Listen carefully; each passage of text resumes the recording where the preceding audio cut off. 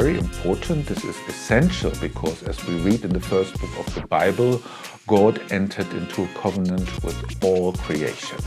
And this is with all human beings. This is with the creation as a whole.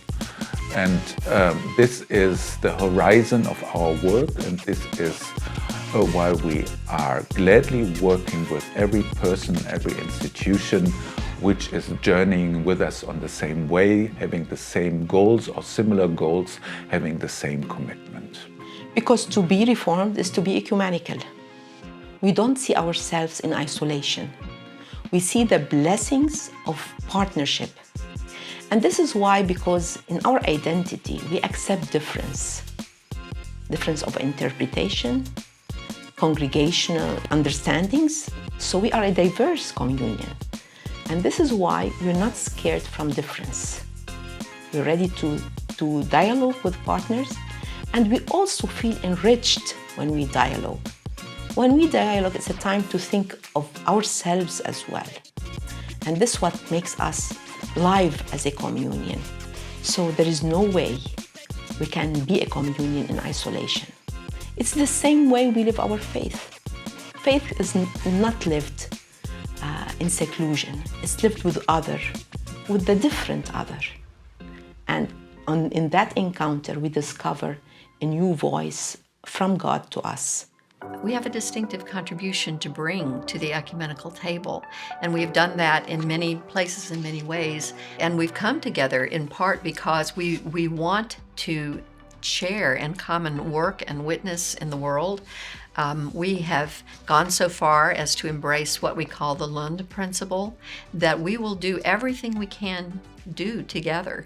And unless there's some compelling reason for us to do things separately, we will join our energies together rather than reduplicate. We will strive to empower the transforming work that should go on in the world in the mission of God. The work of economic justice is also important. I am particularly delighted that it is work that is being done collaboratively. So it's not just the WCRC, but it's collaborate with the Council for World Mission, the World Council of Churches. I think that there are also a multiplicity of individual communions that have come on board to support the NFIA work. Redefining the global economic architecture is important because I believe that the current system that we have continues to support the haves, and the disparities that we are seeing between the haves and the have-nots. It does it in ways of dialogue with people of all faiths, and also with different communions like Orthodox Communion, the Anglican Communion, the World Methodist Council, and with the Roman Catholic Church.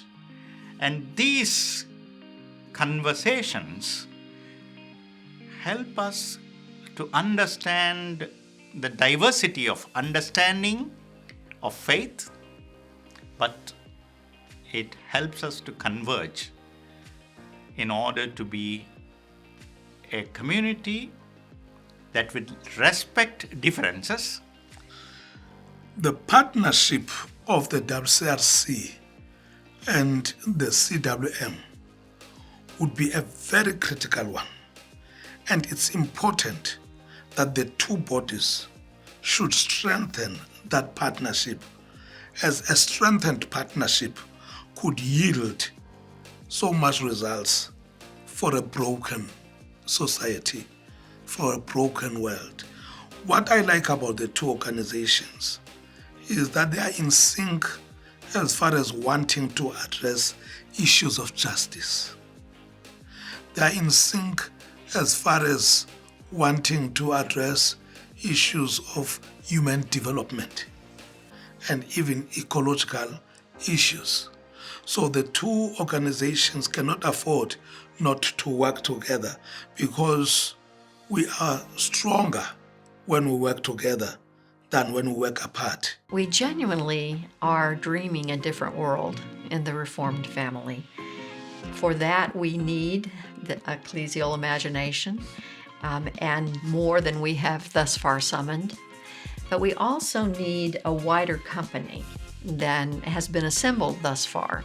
So we see ourselves joining hands with others across all denominational divides, across faith traditions, with all people of goodwill for bringing about this world that we dream that is so different. We join also with people leading the emancipatory movements of our day. We're going to work with all the partners God sends.